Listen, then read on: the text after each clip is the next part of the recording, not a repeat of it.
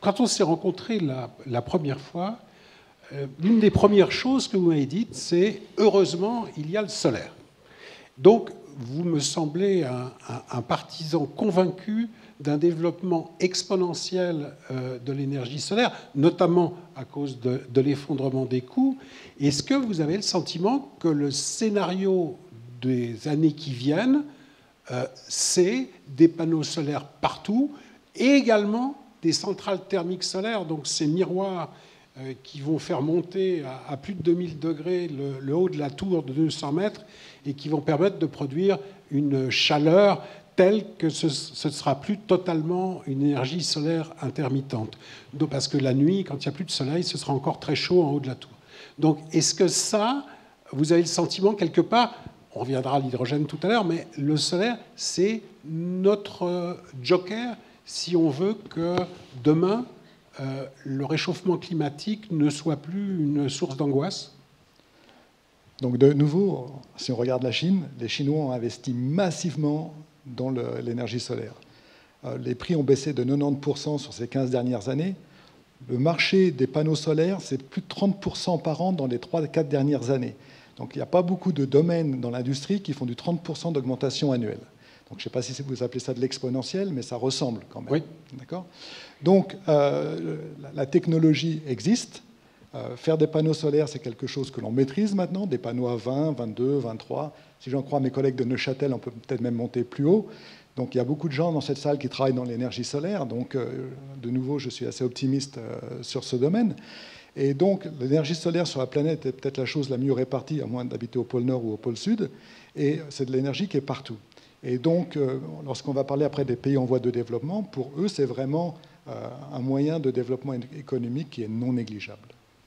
Philippe Charlez, vous êtes plus réticent? Non, sur les pays en voie de développement, je suis tout à fait d'accord avec vous. Et donc là, on revient dans ce que je vous disais, c'est-à-dire la version locale de l'énergie solaire. Je dis simplement que dans nos contrées, donc là, ce sont des choses qui sont publiées. Je ne crois pas que ce soit très différent en Suisse, en Belgique et en France. Donc on arrive à ce qu'on appelle des taux de charge moyens de ces 12% en France. Donc c'est-à-dire que globalement, vous produisez 12% du temps lissé sur l'année d'électricité avec du solaire. Alors vous pouvez toujours dire je retire. Donc en fait, quand vous retirez une unité nucléaire, vous devez rajouter 7 unités solaires à peu près. C'est à peu près le ratio. Et au niveau du vent, c'est 2 fois moins.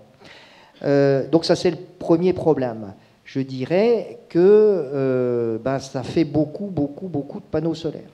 Alors les panneaux solaires, il faut quand même voir ce qu'il y a. Alors sur le prix, j'ai toujours du mal à mettre le prix du solaire. Donc c'est-à-dire quand vous donnez le prix du solaire, est-ce que vous incluez dedans ou pas l'amigaz qui va, pendant que le solaire ne produit pas, devoir produire de l'électricité, parce que vous êtes obligé de construire plus de centrales à gaz que si vous n'aviez pas de solaire et uniquement du gaz. Donc, c'est-à-dire, est-ce que le coût des intermittences est intégré dans le coût de votre kilowattheure ou pas? Non, c'est ce qu'on appelle du levelized cost, donc on tient compte de l'investissement, ce sont des investissements à 20 ans.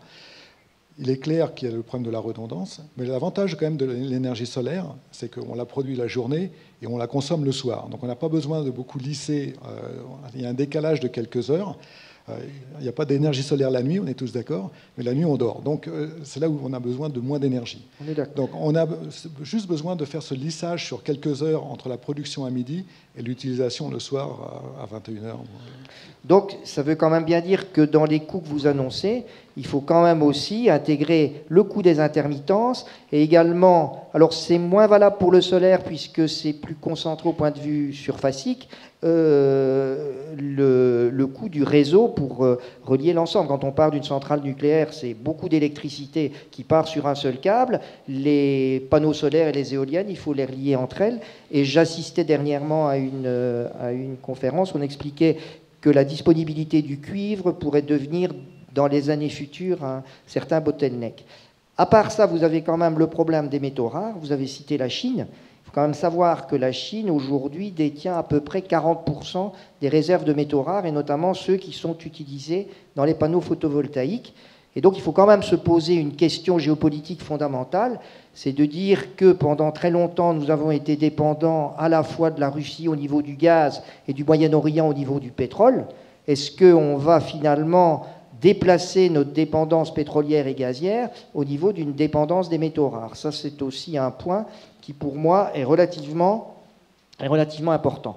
Après, vous avez quand même aussi le problème de la surface au sol. Vous le citiez d'ailleurs dans votre conférence au Collège de France. La Suisse n'a pas non plus, que ce soit la Suisse, que ce soit la France, on est quand même des pays qui sont très urbanisés. Et c'est beaucoup plus complexe que de le faire dans des pays comme la Chine ou comme dans le Sahara.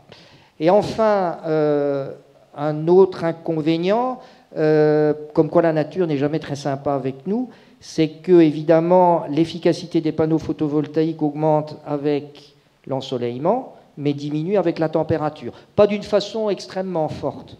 C'est pour ça que beaucoup de gens proposent de les mettre en altitude, en montagne, où il y a en plus la neige pour faire le miroir. Oui, mais vous allez être obligé d'avoir des câbles pour redescendre. Enfin, ça peut longer les tire-fesses, mais enfin, bon. Et puis, vous avez quand même aussi, dans le désert, et récemment, j'étais à Abu Dhabi et ils l'ont expliqué, les gros problèmes de ce qu'on appelle les problèmes de poussière et de sable. Et donc, dans le désert, il y en a beaucoup de soleil. Il y a aussi des tempêtes de sable qui couvrent les panneaux solaires. Il faut les nettoyer à l'eau parce que si vous les balayez, ça griffe les panneaux solaires à cause des grains de sable. Donc, j'avais intitulé mon dernier ouvrage « La quadrature du cercle ». Et donc, vous voyez que dès qu'on trouve une solution, il y a un problème. Et donc, mon sentiment sur votre question, c'est qu'à mon avis, on peut arriver avec un mix qui contient, pour moi, 30% de renouvelables, c'est tout à fait jouable. 100% de renouvelables, ça n'est pas jouable. Voilà, c'est simplement ça. Mais donc, produire localement du solaire sur les toits, des fermes éventuellement, mais consommons autant que possible l'énergie renouvelable produite localement et ne la transportons pas sur des distances énormes.